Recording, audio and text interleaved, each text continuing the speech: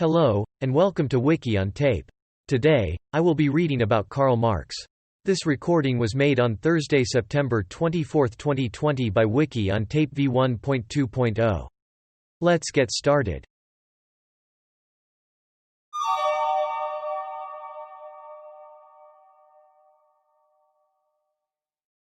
Summary. Karl Heinrich Marx was a German philosopher, economist, historian, sociologist, political theorist, journalist and socialist revolutionary. Born in Trier, Germany, Marx studied law and philosophy at university. He married Jenny von Westphalen in 1843. Due to his political publications, Marx became stateless and lived in exile with his wife and children in London for decades, where he continued to develop his thought in collaboration with German thinker Friedrich Engels and publish his writings, researching in the reading room of the British Museum. His best-known titles are the 1848 pamphlet The Communist Manifesto and the three-volume Das Kapital. Marx's political and philosophical thought had enormous influence on subsequent intellectual, economic and political history. His name has been used as an adjective, a noun and a school of social theory. Marx's critical theories about society, economics and politics, collectively understood as Marxism, hold that human societies develop through class conflict. In the capitalist mode of production, this manifests itself in the conflict between the ruling classes that control the means of production and the working classes that enable these means by selling their labor power in return for wages. Employing a critical approach known as historical materialism, Marx predicted that capitalism produced internal tensions like previous socio-economic systems and that those would lead to its self-destruction and replacement by a new system known as the socialist mode of production.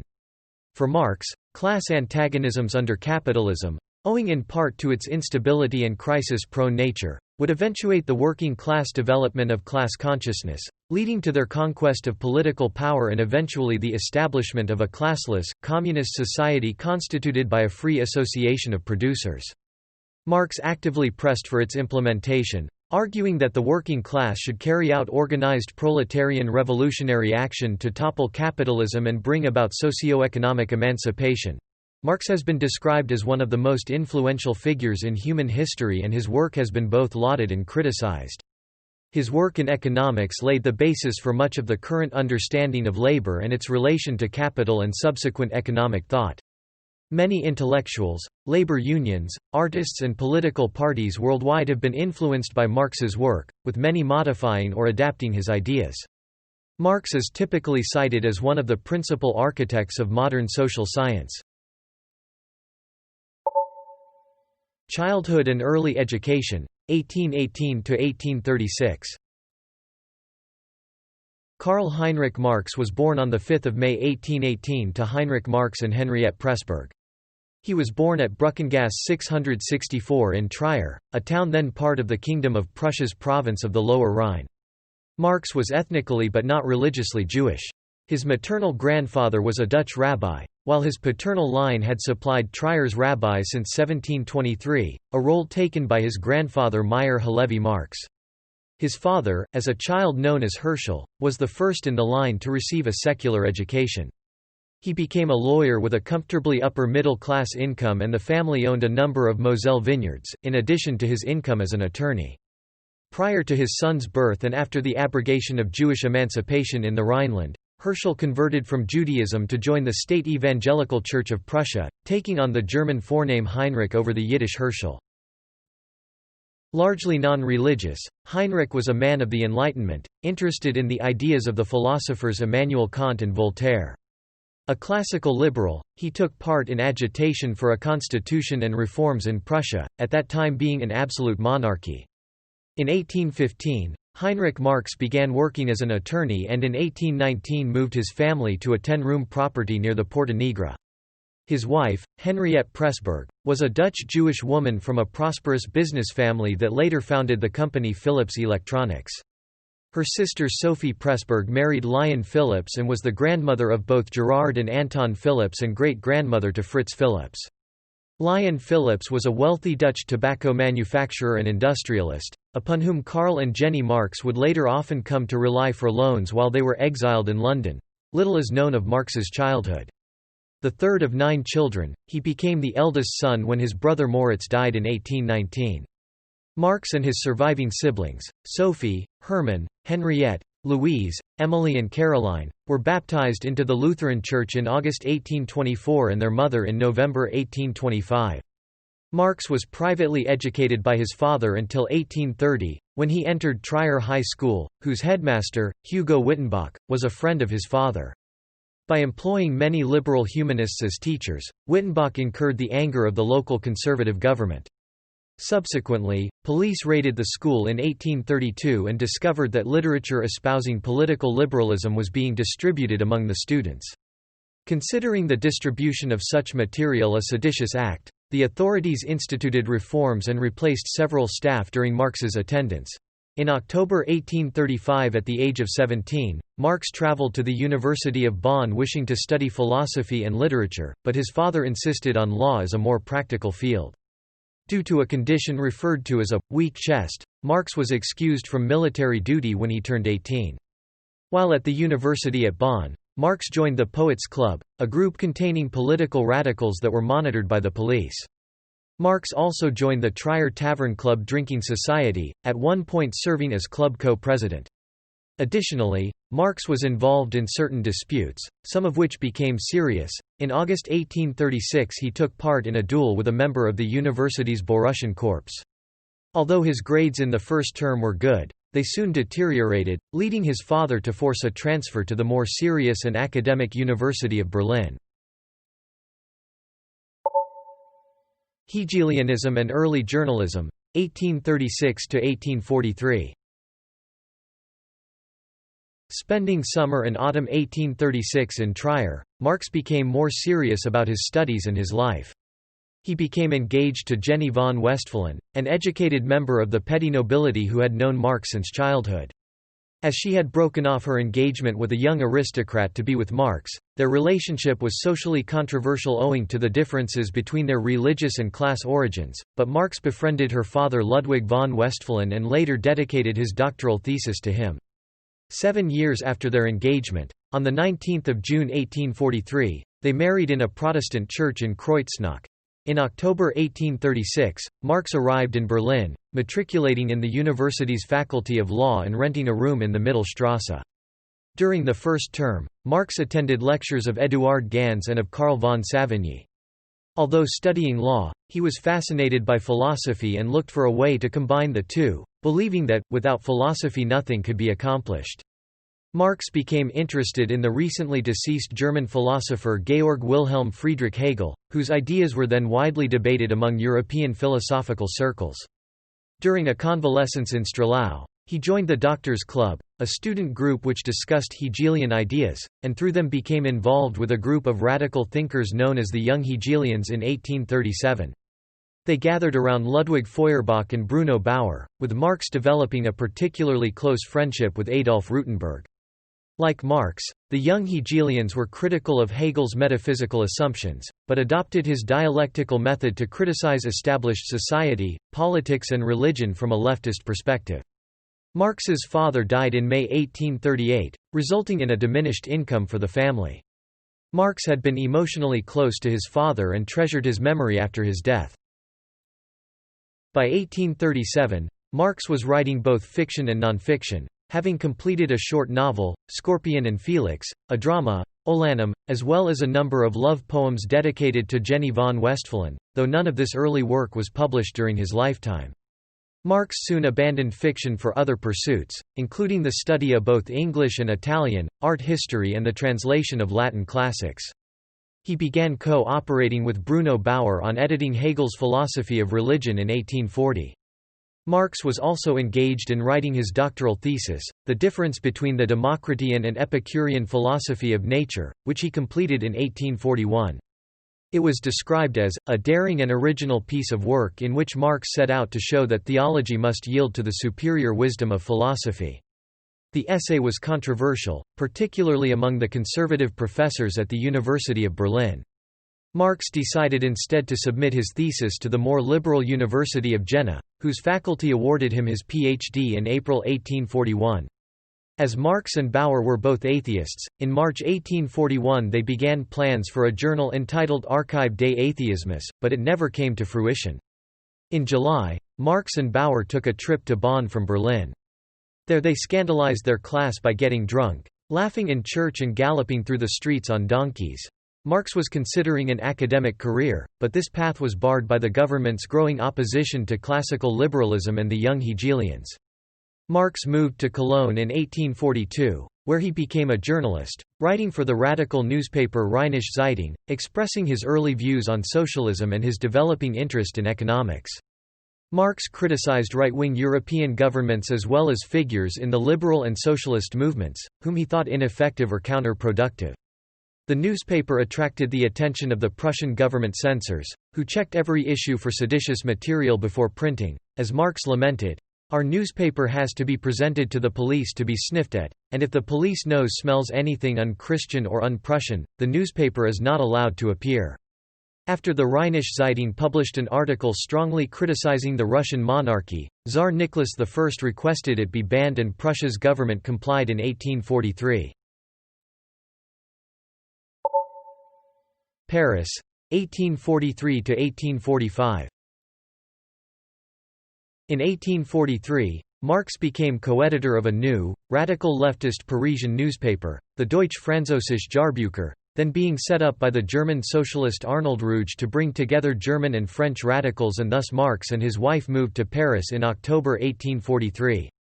Initially living with Ruge and his wife communally at 23 Rue Vanneau, they found the living conditions difficult, so moved out following the birth of their daughter Jenny in 1844. Although intended to attract writers from both France and the German states, the Jahrbucher was dominated by the latter, and the only non-German writer was the exiled Russian anarchist collectivist Mikhail Bakunin. Marx contributed 2 essays to the paper, Introduction to a Contribution to the Critique of Hegel's Philosophy of Right, and, On the Jewish Question, the latter introducing his belief that the proletariat were a revolutionary force and marking his embrace of communism.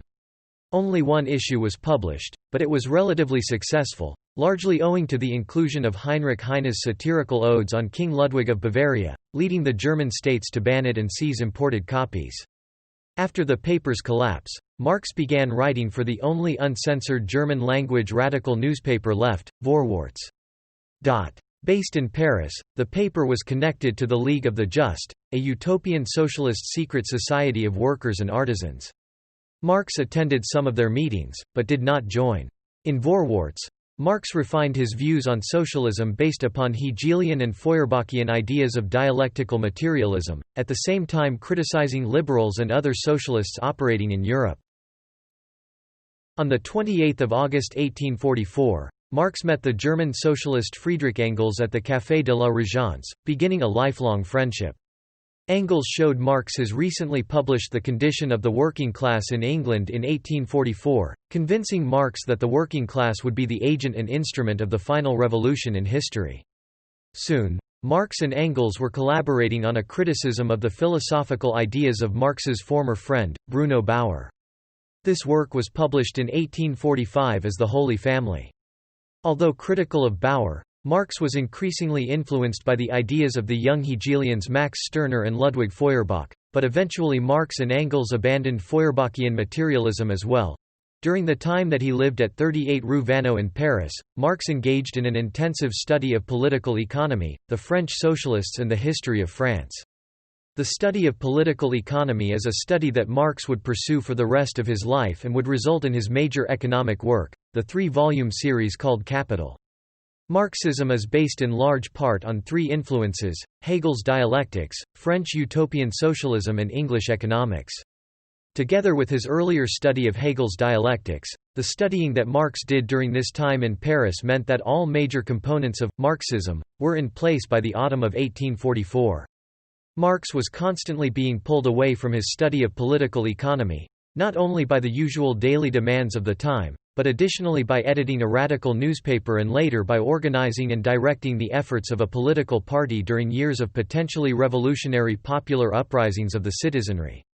Still, Marx was always drawn back to his economic studies. He sought to understand the inner workings of capitalism. An outline of Marxism had definitely formed in the mind of Karl Marx by late 1844.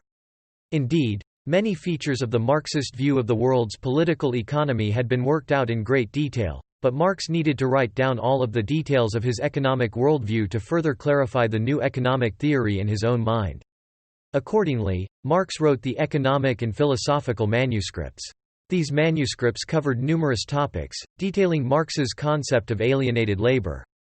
However, by the spring of 1845 his continued study of political economy, capital and capitalism had led Marx to the belief that the new political economic theory that he was espousing, scientific socialism, needed to be built on the base of a thoroughly developed materialistic view of the world. The economic and philosophical manuscripts of 1844 had been written between April and August 1844, but soon Marx recognized that the manuscripts had been influenced by some inconsistent ideas of Ludwig Feuerbach. Accordingly, Marx recognized the need to break with Feuerbach's philosophy in favor of historical materialism. Thus a year later, after moving from Paris to Brussels, Marx wrote his 11 Theses on Feuerbach.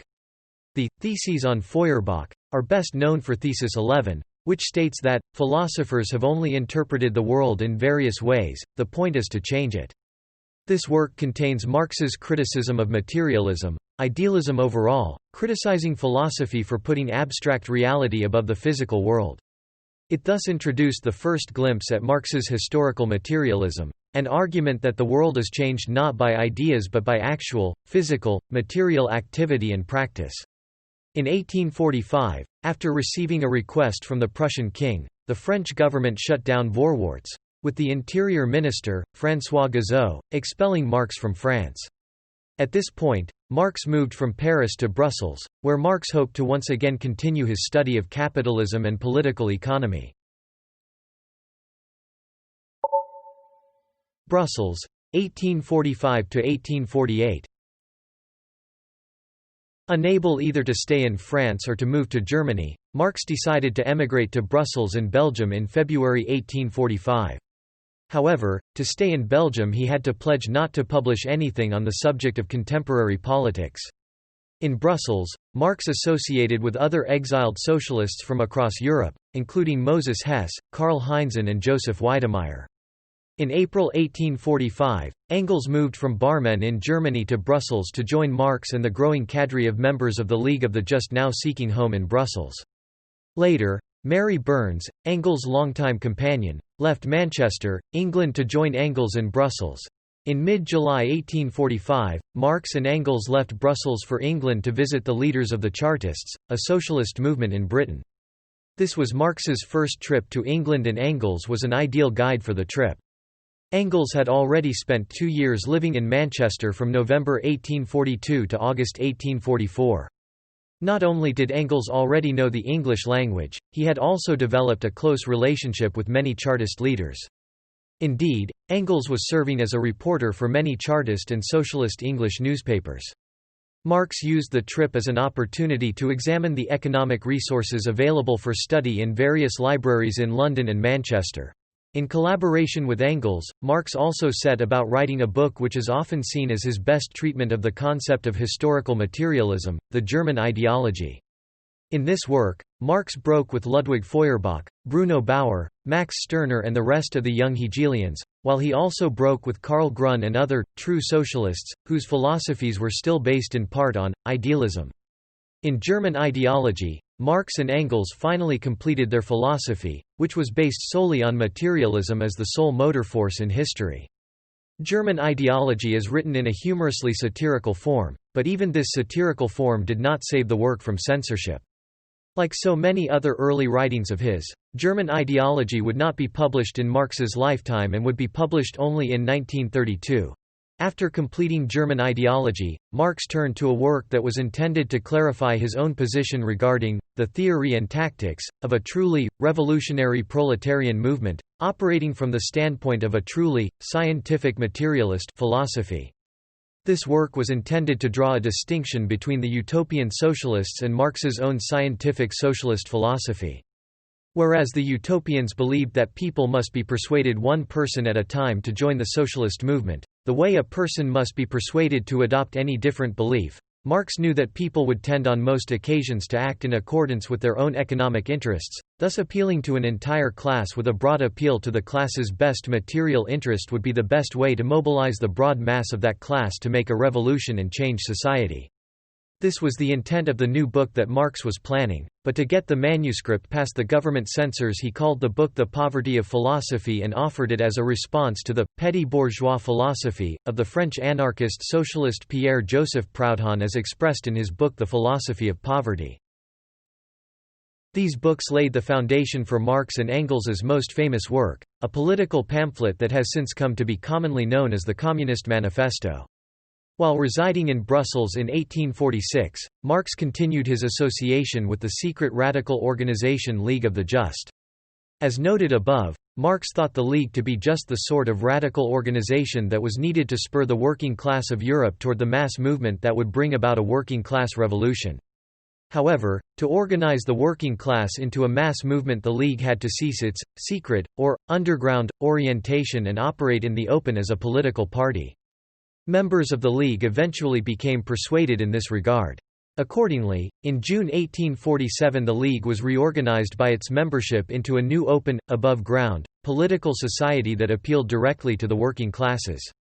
This new open political society was called the Communist League.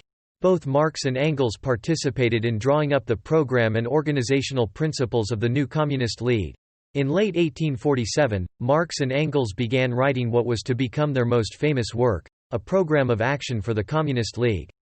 Written jointly by Marx and Engels from December 1847 to January 1848, the Communist Manifesto was first published on 21 February 1848. The Communist Manifesto laid out the beliefs of the new Communist League. No longer a secret society, the Communist League wanted to make aims and intentions clear to the general public rather than hiding its beliefs as the League of the Just had been doing. The opening lines of the pamphlet set forth the principal basis of Marxism: the history of all hitherto existing society is the history of class struggles. It goes on to examine the antagonisms that Marx claimed were arising in the clashes of interest between the bourgeoisie and the proletariat. Proceeding on from this, the manifesto presents the argument for why the Communist League, as opposed to other socialist and liberal political parties and groups at the time, was truly acting in the interests of the proletariat to overthrow capitalist society and to replace it with socialism. Later that year, Europe experienced a series of protests, rebellions and often violent upheavals that became known as the revolutions of 1848. In France, a revolution led to the overthrow of the monarchy and the establishment of the French Second Republic. Marx was supportive of such activity, and having recently received a substantial inheritance from his father of either 6,000 or 5,000 francs, he allegedly used a third of it to arm Belgian workers who were planning revolutionary action. Although the veracity of these allegations is disputed, the Belgian Ministry of Justice accused Marx of it, subsequently arresting him, and he was forced to flee back to France, where with a new republican government in power he believed that he would be safe.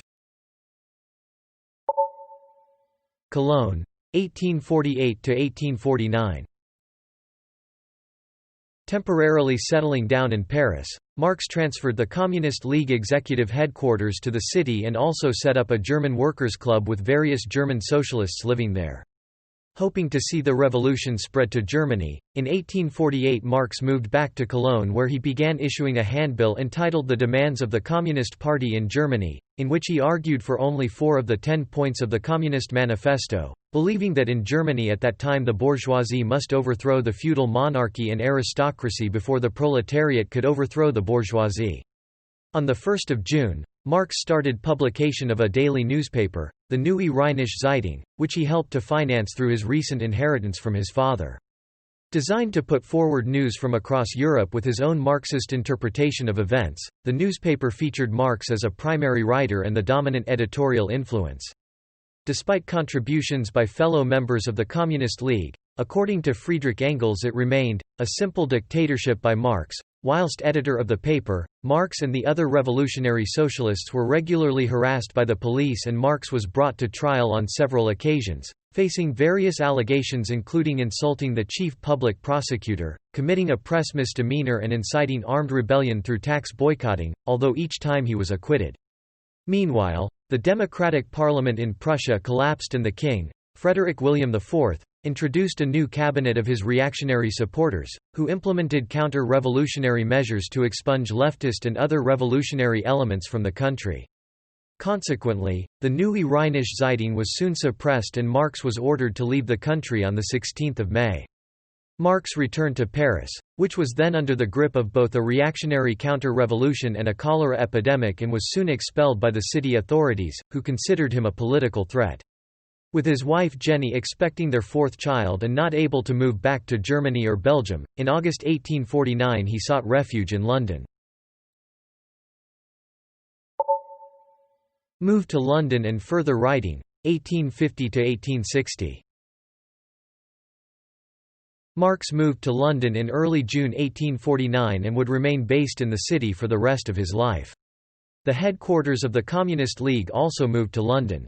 However, in the winter of 1849–1850 a split within the ranks of the Communist League occurred when a faction within it led by August Willich and Karl Schapper began agitating for an immediate uprising. Willich and Schapper believed that once the Communist League had initiated the uprising, the entire working class from across Europe would rise, spontaneously, to join it, thus creating revolution across Europe. Marx and Engels protested that such an unplanned uprising on the part of the Communist League was adventuristic, and would be suicide for the Communist League. Such an uprising as that recommended by the Schapper-Willich group would easily be crushed by the police and the armed forces of the reactionary governments of Europe. Marx maintained that this would spell doom for the Communist League itself, arguing that changes in society are not achieved overnight through the efforts and willpower of a handful of men. They are instead brought about through a scientific analysis of economic conditions of society and by moving toward revolution through different stages of social development. In the present stage of development, following the defeat of the uprisings across Europe in 1848, he felt that the Communist League should encourage the working class to unite with progressive elements of the rising bourgeoisie to defeat the feudal aristocracy on issues involving demands for governmental reforms, such as a constitutional republic with freely elected assemblies and universal suffrage. In other words, the working class must join with bourgeois and democratic forces to bring about the successful conclusion of the bourgeois revolution before stressing the working class agenda and a working class revolution. After a long struggle which threatened to ruin the Communist League, Marx's opinion prevailed and eventually the Willich-Schapper group left the Communist League.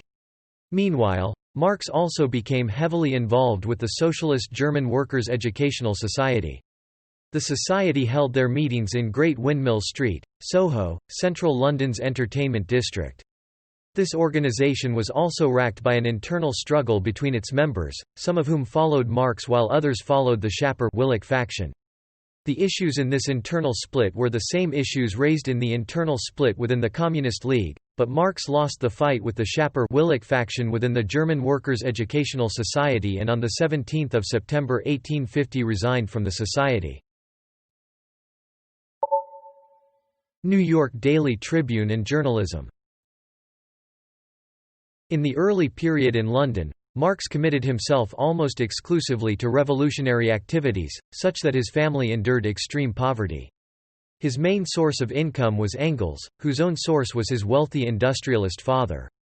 In Prussia as editor of his own newspaper, and contributor to others ideologically aligned, Marx could reach his audience, the working classes.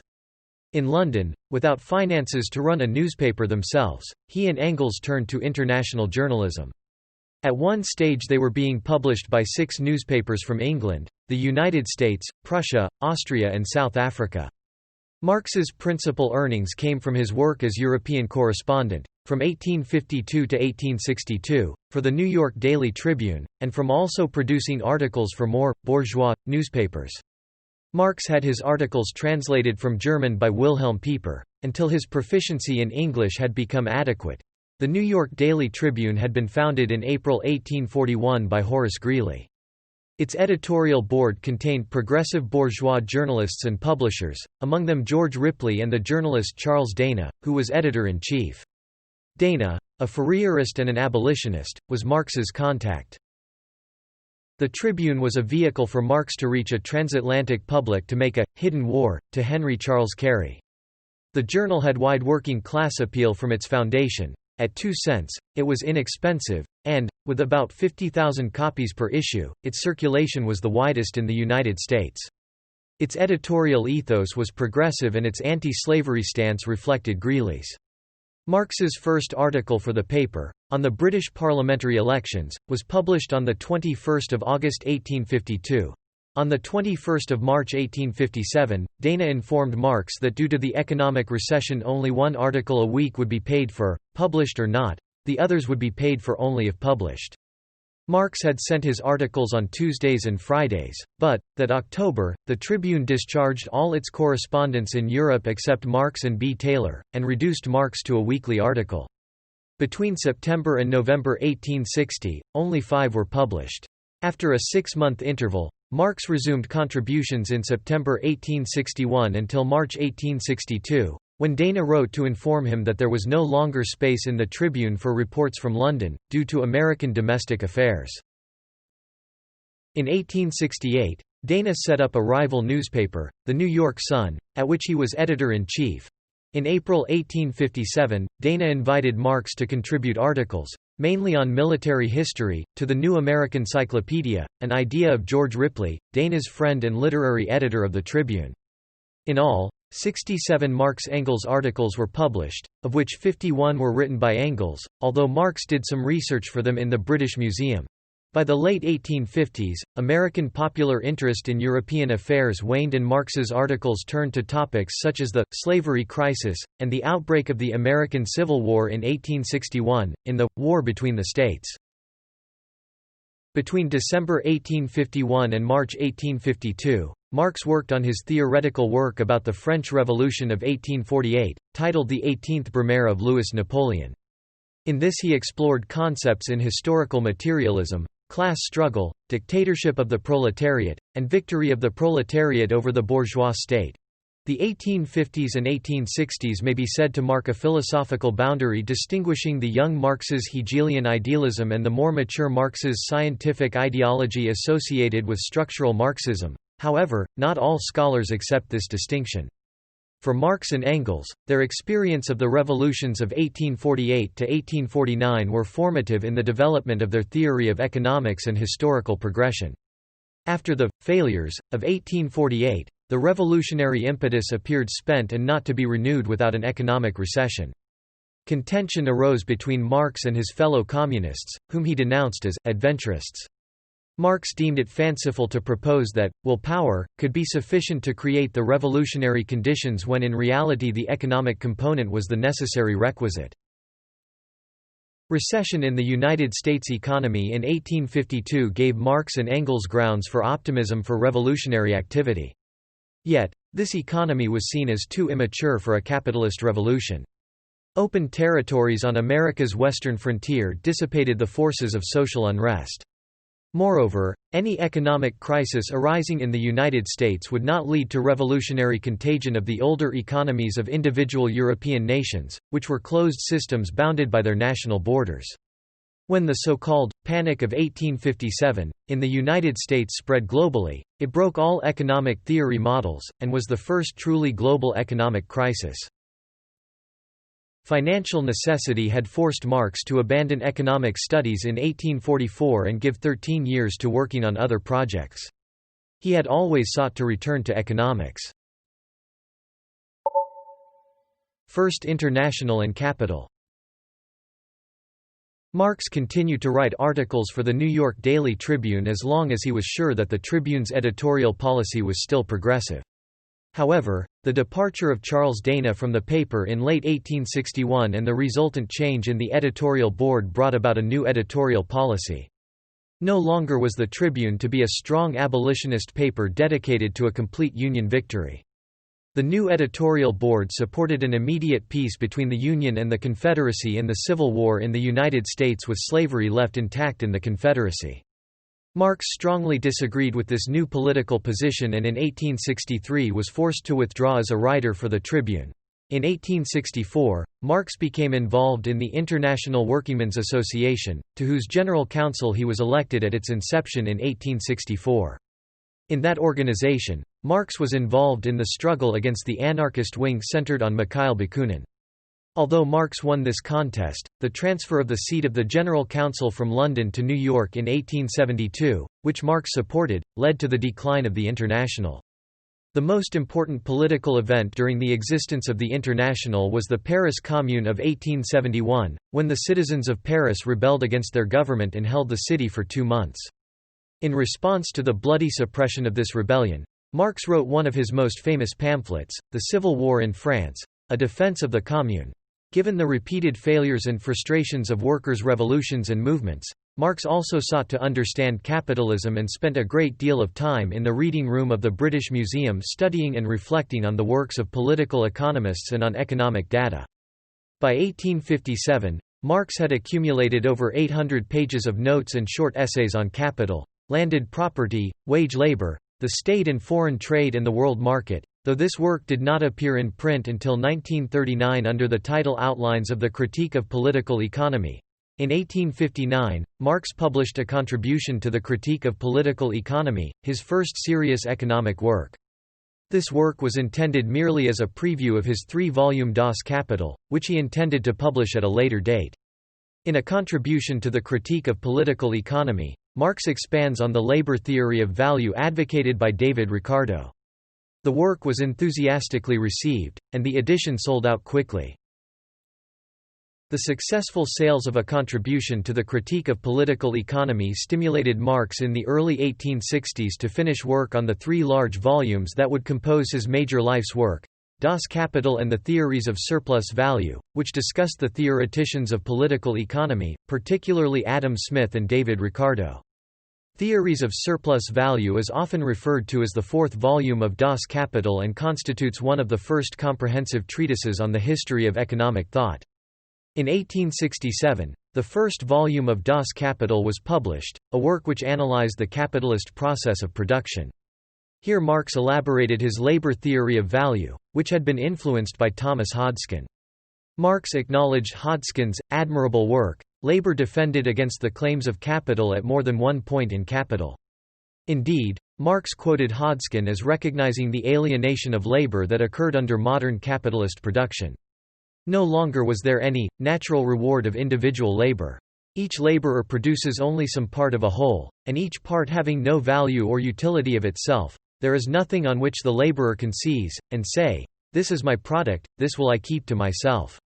In this first volume of Capital, Marx outlined his conception of surplus value and exploitation, which he argued would ultimately lead to a falling rate of profit and the collapse of industrial capitalism. Demand for a Russian-language edition of Capital soon led to the printing of 3,000 copies of the book in the Russian language, which was published on 27 March 1872.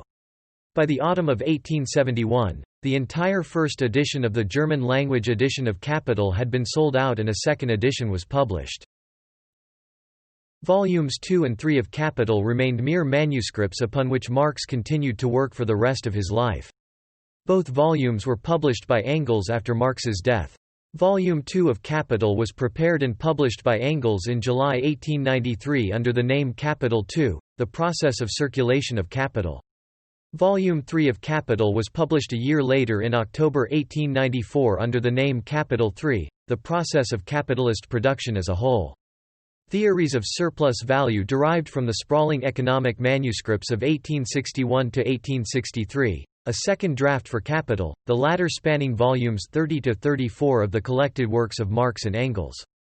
Specifically, Theories of Surplus Value runs from the latter part of the collected works' 30th volume through the end of their 32nd volume. Meanwhile, the larger economic manuscripts of 1861 to 1863 run from the start of the collected works' 30th volume through the first half of their 34th volume. The latter half of the collected works' 34th volume consists of the surviving fragments of the economic manuscripts of 1863 to 1864, which represented a third draft for Capital, and a large portion of which is included as an appendix to the Penguin edition of Capital. Volume 1, a German-language abridged edition of Theories of Surplus Value, was published in 1905 and in 1910. This abridged edition was translated into English and published in 1951 in London, but the complete unabridged edition of Theories of Surplus Value was published as the fourth volume of Capital in 1963 and 1971 in Moscow. During the last decade of his life, Marx's health declined and he became incapable of the sustained effort that had characterized his previous work. He did manage to comment substantially on contemporary politics, particularly in Germany and Russia. His critique of the Gotha program opposed the tendency of his followers Wilhelm Liebknecht and August Bebel to compromise with the state socialism of Ferdinand Lassalle in the interests of a united socialist party. This work is also notable for another famous Marx quote, "From each according to his ability, to each according to his need." In a letter to Vera Zasulich dated 8 March 1881, Marx contemplated the possibility of Russia's bypassing the capitalist stage of development and building communism on the basis of the common ownership of land characteristic of the village mir. While admitting that Russia's rural commune is the fulcrum of social regeneration in Russia, Marx also warned that in order for the mir to operate as a means for moving straight to the socialist stage without a preceding capitalist stage, it would first be necessary to eliminate the deleterious influences which are assailing it from all sides. Given the elimination of these pernicious influences, Marx allowed that normal conditions of spontaneous development of the rural commune could exist. However, in the same letter to Vera Zasulich he points out that, at the core of the capitalist system, lies the complete separation of the producer from the means of production. In one of the drafts of this letter, Marx reveals his growing passion for anthropology, motivated by his belief that future communism would be a return on a higher level to the communism of our prehistoric past. He wrote that, "The historical trend of our age is the fatal crisis which capitalist production has undergone in the European and American countries where it has reached its highest peak, a crisis that will end in its destruction, in the return of modern society to a higher form of the most archaic type, collective production and appropriation."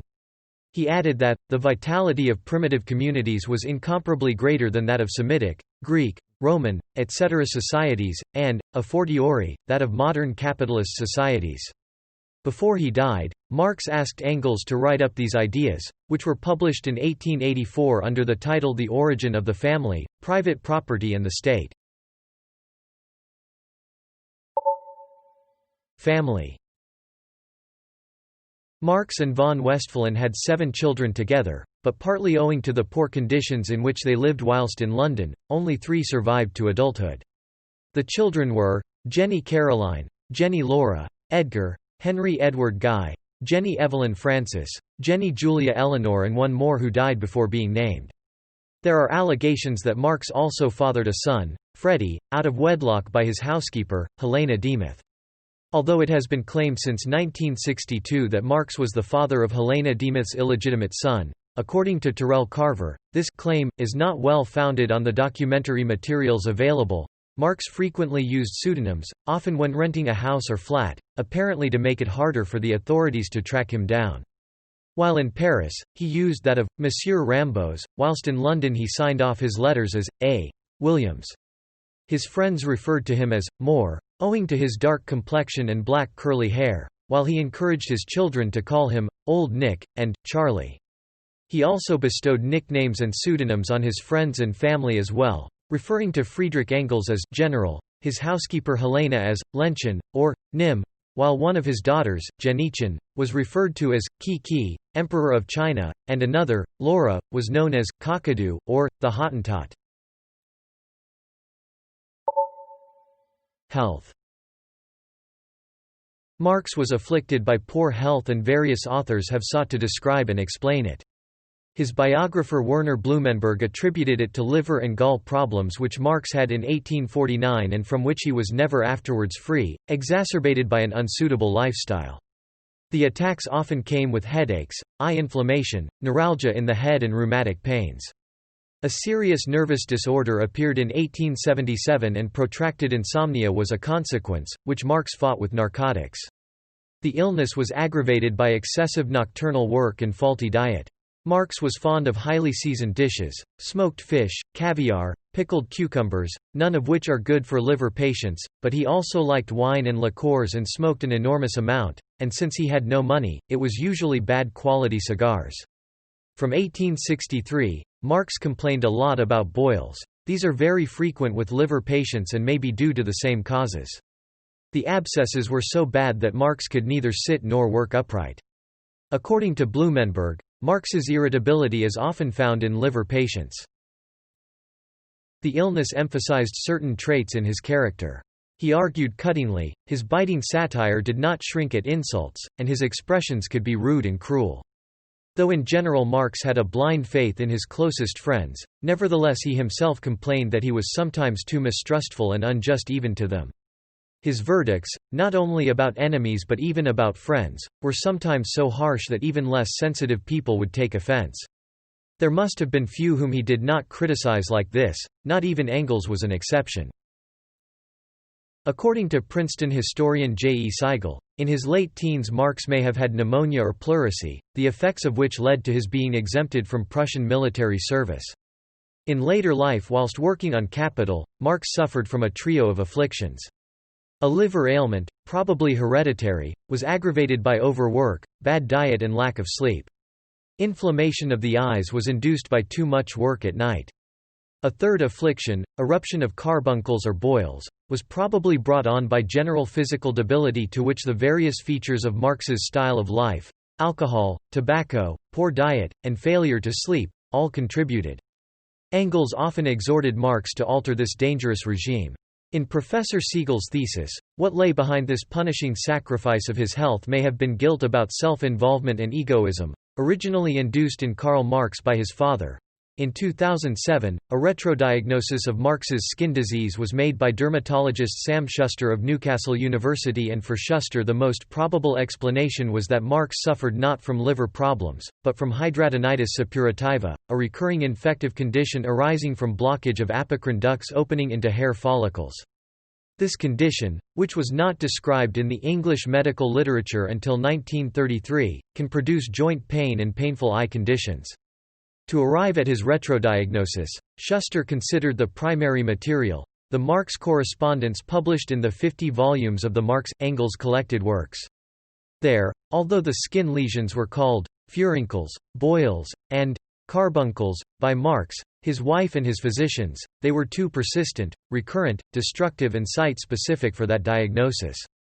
The sites of the persistent carbuncles were noted repeatedly in the armpits, groins, perianal, genital and suprapubic regions and inner thighs, favored sites of hidradenitis suppurativa.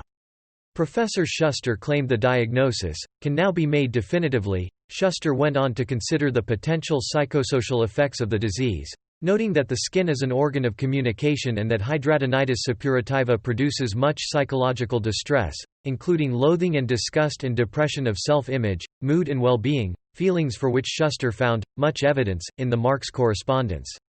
Professor Schuster went on to ask himself whether the mental effects of the disease affected Marx's work and even helped him to develop his theory of alienation. Death. Following the death of his wife Jenny in December 1881, Marx developed a catarrh that kept him in ill health for the last 15 months of his life. It eventually brought on the bronchitis and pleurisy that killed him in London on 14 March 1883, when he died a stateless person at age 64. Family and friends in London buried his body in Highgate Cemetery, London, on 17 March 1883 in an area reserved for agnostics and atheists.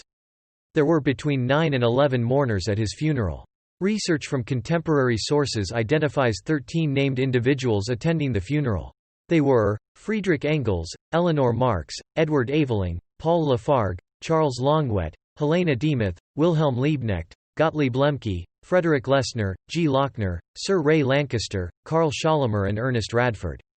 A contemporary newspaper account claims that 25 to 30 relatives and friends attended the funeral. A writer in the Graphic noted that, by a strange blunder, his death was not announced for 2 days, and then as having taken place at Paris. Next day the correction came from Paris, and when his friends and followers hastened to his house in Haverstock Hill, to learn the time and place of burial, they learned that he was already in the cold ground. But for this secrecy and haste, a great popular demonstration would undoubtedly have been held over his grave. Several of his closest friends spoke at his funeral, including Wilhelm Liebknecht and Friedrich Engels. Engels' speech included the passage, "On 14 March, at 2:45 in the afternoon, the greatest living thinker ceased to think. He had been left alone for scarcely 2 minutes, and when we came back we found him in his armchair, peacefully gone to sleep, but forever." Marx's surviving daughters Eleanor and Laura, as well as Charles Longuet and Paul Lafargue, Marx's two French socialist sons-in-law, were also in attendance. He had been predeceased by his wife and his eldest daughter, the latter dying a few months earlier in January 1883. Liebknecht, a founder and leader of the German Social Democratic Party, gave a speech in German, and Longuet, a prominent figure in the French working-class movement, made a short statement in French. 2 telegrams from workers' parties in France and Spain were also read out. Together with Engels's speech, this constituted the entire program of the funeral. Non-relatives attending the funeral included 3 communist associates of Marx: Friedrich Lessner, imprisoned for 3 years after the Cologne Communist trial of 1852, G. Lochner, whom Engels described as an old member of the Communist League, and Karl Schollemer, a professor of chemistry in Manchester, a member of the Royal Society and a communist activist involved in the 1848 Baden Revolution. Another attendee of the funeral was Sir Ray Lancaster, a British zoologist who would later become a prominent academic. Marx left a personal estate valued for probate at £250. Upon his own death in 1895, Engels left Marx's 2 surviving daughters a significant portion of his considerable estate. Marx and his family were reburied on a new site nearby in November 1954. The tomb at the new site, unveiled on 14 March 1956, bears the carved message, "Workers of all lands unite," the final line of the Communist Manifesto, and, from the 11th thesis on Feuerbach, the philosophers have only interpreted the world in various ways, the point however is to change it. The Communist Party of Great Britain had the monument with a portrait bust by Lawrence Bradshaw erected, and Marx's original tomb had only humble adornment. The Marxist historian Eric Hobsbawm remarked, "One cannot say Marx died a failure, because although he had not achieved a large following of disciples in Britain, his writings had already begun to make an impact on the leftist movements in Germany and Russia." Within 25 years of his death, the continental European socialist parties that acknowledged Marx's influence on their politics were each gaining between 15 and 47% in those countries with representative democratic elections. Influences. Marx's thought demonstrates influences from many thinkers including, but not limited to, Georg Wilhelm Friedrich Hegel's philosophy, the classical political economy of Adam Smith and David Ricardo, as well as Jean-Charles Léonard de Sismondi's critique of laissez-faire economics and analysis of the precarious state of the proletariat. French socialist thought, in particular the thought of Jean-Jacques Rousseau, Henri de Saint-Simon, Pierre-Joseph Proudhon and Charles Fourier. Earlier German philosophical materialism among the young Hegelians, particularly that of Ludwig Feuerbach and Bruno Bauer, as well as the French materialism of the late 18th century, including Diderot, Claude-Adrien Helvetius and D'Holbach. The working-class analysis by Friedrich Engels, as well as the early descriptions of class provided by French liberals and Saint-Simonians such as François Guizot and Augustin Thierry. Marx's Judaic legacy has been identified as formative to both his moral outlook and his materialist philosophy. Marx's view of history, which came to be called historical materialism, certainly shows the influence of Hegel's claim that one should view reality dialectically. However, Hegel had thought in idealist terms, putting ideas in the forefront, whereas Marx sought to rewrite dialectics in materialist terms, arguing for the primacy of matter over idea. Where Hegel saw the spirit as driving history, Marx saw this as an unnecessary mystification, obscuring the reality of humanity and its physical actions shaping the world. He wrote that Hegelianism stood the movement of reality on its head, and that one needed to set it upon its feet. Despite his dislike of mystical terms, Marx used Gothic language in several of his works. In the Communist Manifesto he proclaims, "A spectre is haunting Europe, the spectre of communism. All the powers of old Europe have entered into a holy alliance to exorcise this spectre," and in The Capital he refers to capital as necromancy that surrounds the products of labor. Though inspired by French socialist and sociological thought, Marx criticized utopian socialists, arguing that their favored small-scale socialistic communities would be bound to marginalization and poverty and that only a large-scale change in the economic system can bring about real change. The other important contributions to Marx's revision of Hegelianism came from Engels's book, The Condition of the Working Class in England in 1844, which led Marx to conceive of the historical dialectic in terms of class conflict and to see the modern working class as the most progressive force for revolution, as well as from the social democrat Friedrich Wilhelm Schultz, who in Die Bewegung der Produktion described the movement of society as, flowing from the contradiction between the forces of production and the mode of production. Marx believed that he could study history and society scientifically and discern tendencies of history and the resulting outcome of social conflicts. Some followers of Marx therefore concluded that a communist revolution would inevitably occur. However, Marx famously asserted in the 11th of his Theses on Feuerbach that philosophers have only interpreted the world in various ways. The point, however, is to change it, and he clearly dedicated himself to trying to alter the world. Philosophy and social thought. Marx's polemic with other thinkers often occurred through critique, and thus he has been called the first great user of critical method in social sciences. He criticized speculative philosophy, equating metaphysics with ideology. By adopting this approach, Marx attempted to separate key findings from ideological biases. This set him apart from many contemporary philosophers. Human nature. Like Tocqueville, who described a faceless and bureaucratic despotism with no identifiable despot, Marx also broke with classical thinkers who spoke of a single tyrant and with Montesquieu, who discussed the nature of the single despot. Instead, Marx set out to analyze the despotism of capital. Fundamentally, Marx assumed that human history involves transforming human nature, which encompasses both human beings and material objects. Humans recognize that they possess both actual and potential selves. For both Marx and Hegel, self-development begins with an experience of internal alienation stemming from this recognition, followed by a realization that the actual self, as a subjective agent, renders its potential counterpart an object to be apprehended. Marx further argues that by molding nature in desired ways, the subject takes the object as its own and thus permits the individual to be actualized as fully human. For Marx, the human nature, Gattungswesen, or species being, exists as a function of human labor. Fundamental to Marx's idea of meaningful labor is the proposition that for a subject to come to terms with its alienated object, it must first exert influence upon literal, material objects in the subject's world. Marx acknowledges that Hegel grasps the nature of work and comprehends objective man, authentic because actual, as the result of his own work, but characterizes Hegelian self-development as unduly spiritual and abstract. Marx thus departs from Hegel by insisting that, the fact that man is a corporeal, actual, sentient, objective being with natural capacities means that he has actual, sensuous objects for his nature as objects of his life expression, or that he can only express his life in actual sensuous objects.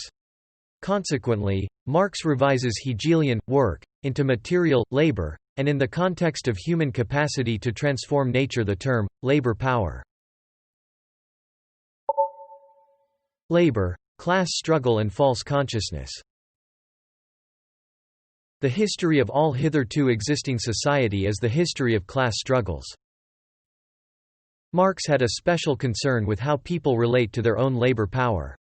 He wrote extensively about this in terms of the problem of alienation. As with the dialectic, Marx began with a Hegelian notion of alienation but developed a more materialist conception. Capitalism mediates social relationships of production through commodities, including labor, that are bought and sold on the market. For Marx, the possibility that one may give up ownership of one's own labor, one's capacity to transform the world, is tantamount to being alienated from one's own nature, and it is a spiritual loss. Marx described this loss as commodity fetishism, in which the things that people produce, commodities, appear to have a life and movement of their own to which humans and their behavior merely adapt. Commodity fetishism provides an example of what Engels called false consciousness, which relates closely to the understanding of ideology.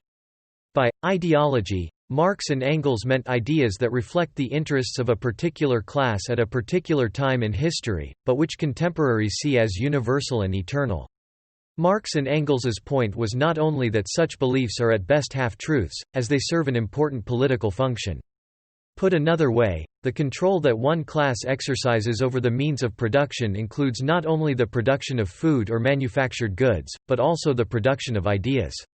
An example of this sort of analysis is Marx's understanding of religion, summed up in a passage from the preface to his 1843 contribution to the critique of Hegel's philosophy of right: religious suffering as, at one and the same time, the expression of real suffering and a protest against real suffering.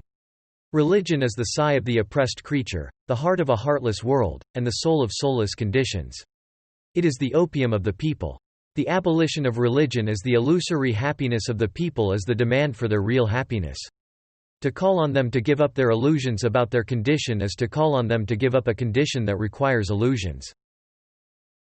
Whereas his gymnasium senior thesis at the Gymnasium zu Trier argued that religion had as its primary social aim the promotion of solidarity, here Marx sees the social function of religion in terms of highlighting, preserving political and economic status quo and inequality. Marx was an outspoken opponent of child labor, saying that British industries could but live by sucking blood, and children's blood too, and that U.S. capital was financed by the capitalized blood of children. Economy, history and society. Marx's thoughts on labor were related to the primacy he gave to the economic relation in determining the society's past, present and future.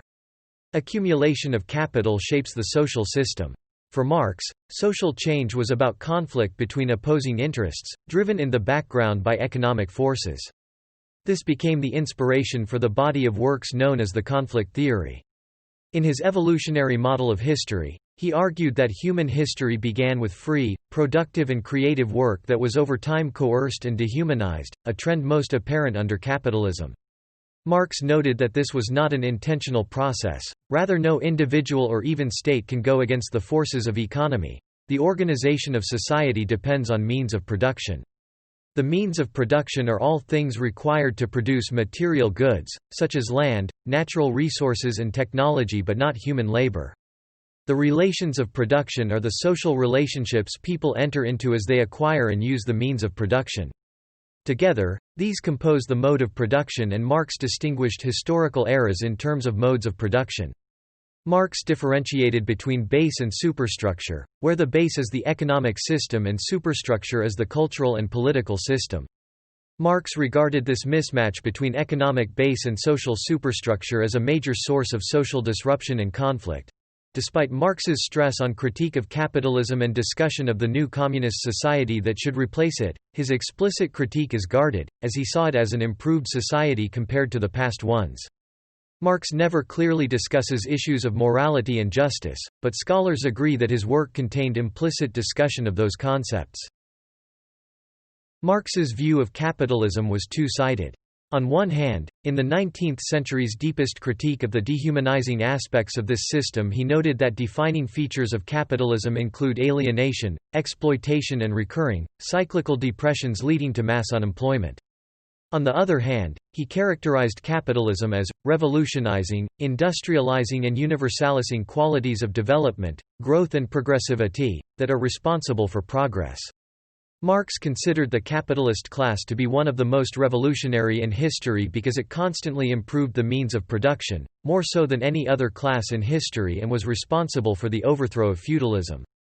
Capitalism can stimulate considerable growth because the capitalist has an incentive to reinvest profits in new technologies and capital equipment. According to Marx, capitalists take advantage of the difference between the labor market and the market for whatever commodity the capitalist can produce. Marx observed that in practically every successful industry, input unit costs are lower than output unit prices. Marx called the difference, surplus value, and argued that it was based on surplus labor, the difference between what it costs to keep workers alive and what they can produce. Although Marx describes capitalists as vampires sucking workers' blood, he notes that drawing profit is, by no means an injustice, and that capitalists cannot go against the system. The problem is the cancerous cell of capital, understood not as property or equipment, but the relations between workers and owners, the economic system in general. At the same time, Marx stressed that capitalism was unstable and prone to periodic crises. He suggested that over time capitalists would invest more and more in new technologies and less in labor. Since Marx believed that profit derived from surplus value appropriated from labor, he concluded that the rate of profit would fall as the economy grows. Marx believed that increasingly severe crises would punctuate this cycle of growth and collapse. Moreover, he believed that in the long term, this process would enrich and empower the capitalist class and impoverish the proletariat. In Section 1 of the Communist Manifesto, Marx describes feudalism, capitalism and the role internal social contradictions play in the historical process. We see then, the means of production and of exchange, on whose foundation the bourgeoisie built itself up, were generated in feudal society. At a certain stage in the development of these means of production and of exchange, the conditions under which feudal society produced and exchanged, the feudal relations of property became no longer compatible with the already developed productive forces, they became so many fetters. They had to be burst asunder, they were burst asunder. Into their place stepped free competition, accompanied by a social and political constitution adapted in it, and the economic and political sway of the bourgeois class. A similar movement is going on before our own eyes. The productive forces at the disposal of society no longer tend to further the development of the conditions of bourgeois property. On the contrary, they have become too powerful for these conditions, by which they are fettered, and so soon as they overcome these fetters, they bring order into the whole of bourgeois society, endanger the existence of bourgeois property. Marx believed that those structural contradictions within capitalism necessitate its end, giving way to socialism, or a post-capitalistic, communist society. The development of modern industry, therefore, cuts from under its feet the very foundation on which the bourgeoisie produces and appropriates products. What the bourgeoisie, therefore, produces, above all, are its own grave diggers. Its fall and the victory of the proletariat are equally inevitable. Thanks to various processes overseen by capitalism, such as urbanization, the working class, the proletariat, should grow in numbers and develop class consciousness, in time realizing that they can and must change the system. Marx believed that if the proletariat were to seize the means of production, they would encourage social relations that would benefit everyone equally, abolishing exploiting class and introduce a system of production less vulnerable to cyclical crises. Marx argued in the German ideology that capitalism will end through the organized actions of an international working class. Communism is for us not a state of affairs which is to be established, an ideal to which reality will have to adjust itself. We call communism the real movement which abolishes the present state of things. The conditions of this movement result from the premises now in existence. In this new society, the alienation would end and humans would be free to act without being bound by the labor market. It would be a democratic society, enfranchising the entire population. In such a utopian world, there would also be little need for a state, whose goal was previously to enforce the alienation. Marx theorized that between capitalism and the establishment of a socialist communist system, would exist a period of dictatorship of the proletariat, where the working class holds political power and forcibly socializes the means of production. As he wrote in his critique of the Gotha program, between capitalist and communist society there lies the period of the revolutionary transformation of the one into the other. Corresponding to this is also a political transition period in which the state can be nothing but the revolutionary dictatorship of the proletariat. While he allowed for the possibility of peaceful transition in some countries with strong democratic institutional structures, he suggested that in other countries in which workers cannot attain their goal by peaceful means, the lever of our revolution must be force. International relations. Marx viewed Russia as the main counter-revolutionary threat to European revolutions. During the Crimean War, Marx backed the Ottoman Empire and its allies Britain and France against Russia. He was absolutely opposed to pan-Slavism, viewing it as an instrument of Russian foreign policy. Marx had considered the Slavic nations except Poles as counter-revolutionary. Marx and Engels published in the Neue Rheinische Zeitung in February 1849. To the sentimental phrases about brotherhood which we are being offered here on behalf of the most counter-revolutionary nations of Europe, we reply that hatred of Russians was and still is the primary revolutionary passion among Germans, that since the Revolution of 1848, hatred of Czechs and Croats has been added, and that only by the most determined use of terror against these Slav peoples can we, jointly with the Poles and Magyars, safeguard the revolution. We know where the enemies of the revolution are concentrated, viz. in Russia and the Slav regions of Austria, and no fine phrases, no allusions to an undefined democratic future for these countries can deter us from treating our enemies as enemies. Then there will be a struggle, an inexorable life and death struggle, against those Slavs who betray the revolution, an annihilating fight in ruthless terror, not in the interests of Germany, but in the interests of the revolution. Marx and Engels sympathized with the Narodnik revolutionaries of the 1860s and 1870s. When the Russian revolutionaries assassinated Tsar Alexander II of Russia, Marx expressed the hope that the assassination foreshadowed the formation of a Russian commune. Marx supported the Polish uprisings against Tsarist Russia. He said in a speech in London in 1867, "In the first place, the policy of Russia is changeless. Its methods, its tactics, its maneuvers may change, but the polar star of its policy, world domination, is a fixed star.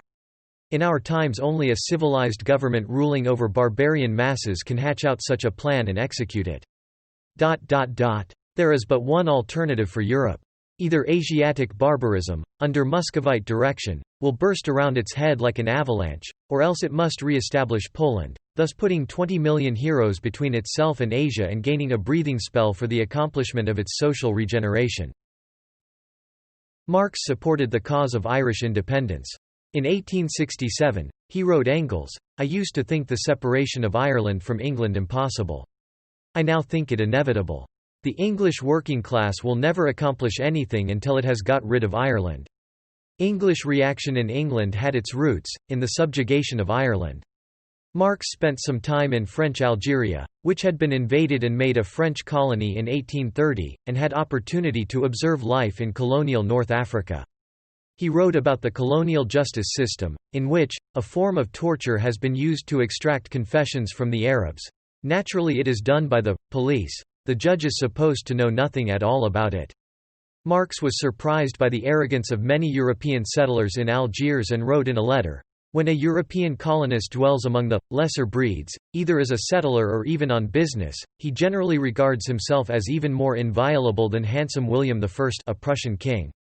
Still, when it comes to bare-faced arrogance and presumptuousness vis-à-vis the lesser breeds, the British and Dutch outdo the French."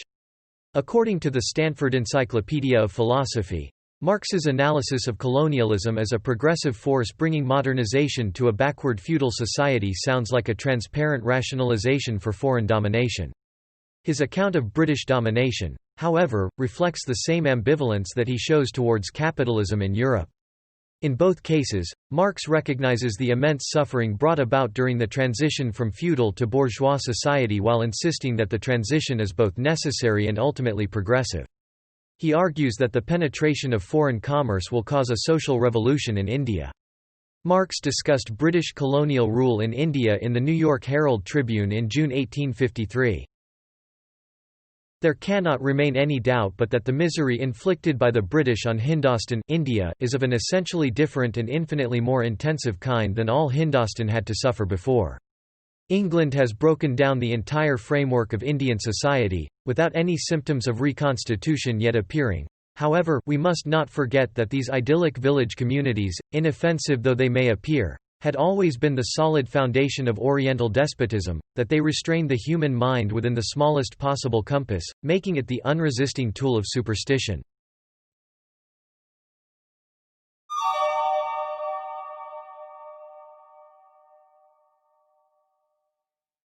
Legacy. Marx's ideas have had a profound impact on world politics and intellectual thought. Followers of Marx have often debated among themselves over how to interpret Marx's writings and apply his concepts to the modern world. The legacy of Marx's thought has become contested between numerous tendencies, each of which sees itself as Marx's most accurate interpreter. In the political realm, these tendencies include Leninism, Marxism-Leninism, Trotskyism, Maoism, Luxemburgism and libertarian Marxism. Various currents have also developed in academic Marxism, often under influence of other views, resulting in structuralist Marxism, historical Marxism, phenomenological Marxism, analytical Marxism and Hegelian Marxism. From an academic perspective, Marx's work contributed to the birth of modern sociology. He has been cited as one of the 19th century's three masters of the school of suspicion, alongside Friedrich Nietzsche and Sigmund Freud, and as one of the three principal architects of modern social science along with Emil Durkheim and Max Weber. In contrast to other philosophers, Marx offered theories that could often be tested with the scientific method. Both Marx and Auguste Comte set out to develop scientifically justified ideologies in the wake of European secularization and new developments in the philosophies of history and science. Working in the Hegelian tradition, Marx rejected Comtean sociological positivism in an attempt to develop a science of society.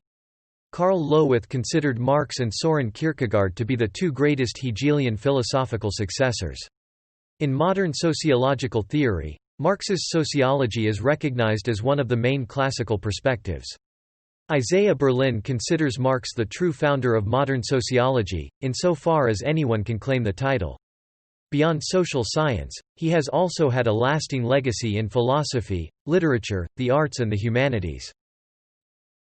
Social theorists of the 20th and 21st centuries have pursued two main strategies in response to Marx. One move has been to reduce it to its analytical core, known as analytical Marxism. Another, more common move has been to dilute the explanatory claims of Marx's social theory and emphasize the relative autonomy of aspects of social and economic life not directly related to Marx's central narrative of interaction between the development of the forces of production and the succession of modes of production. This has been the neo-Marxist theorizing adopted by historians inspired by Marx's social theory such as E. P. Thompson and Eric Hobsbawm. It has also been a line of thinking pursued by thinkers and activists such as Antonio Gramsci who have sought to understand the opportunities and the difficulties of transformative political practice, seen in the light of Marxist social theory. Marx's ideas would also have a profound influence on subsequent artists and art history, with avant-garde movements across literature, visual art, music, film and theater. Politically, Marx's legacy is more complex. Throughout the 20th century, revolutions in dozens of countries labeled themselves Marxist, most notably the Russian Revolution, which led to the founding of the Soviet Union. Major world leaders including Vladimir Lenin, Mao Zedong, Fidel Castro, Salvador Allende, Josip Broz Tito, Kwame Nkrumah, Jawaharlal Nehru, Nelson Mandela, Xi Jinping, Jean-Claude Juncker and Thomas Sankara have all cited Marx as an influence. Beyond where Marxist revolutions took place, Marx's ideas have informed political parties worldwide. In countries associated with some Marxist claims, some events have led political opponents to blame Marx for millions of deaths, but the fidelity of these varied revolutionaries, leaders and parties to Marx's work is highly contested and has been rejected, including by many Marxists. It is now common to distinguish between the legacy and influence of Marx specifically and the legacy and influence of those who have shaped his ideas for political purposes. Andrew Lippow describes Marx and his collaborator Friedrich Engels as the founders of modern revolutionary democratic socialism. Marx remains both relevant and controversial. In May 2018, to mark the bicentenary of his birth, a 4.5 meters statue of him by leading Chinese sculptor Wu Weishan and donated by the Chinese government was unveiled in his birthplace of Trier. European Commission President Jean-Claude Juncker defended Marx's memory, saying that today Marx stands for things which he is not responsible for and which he didn't cause because many of the things he wrote down were redrafted into the opposite. In 2017, a feature film, titled The Young Karl Marx, featuring Marx, his wife Jenny Marx and Engels, among other revolutionaries and intellectuals prior to the revolutions of 1848, received good reviews for both its historical accuracy and its brio in dealing with intellectual life.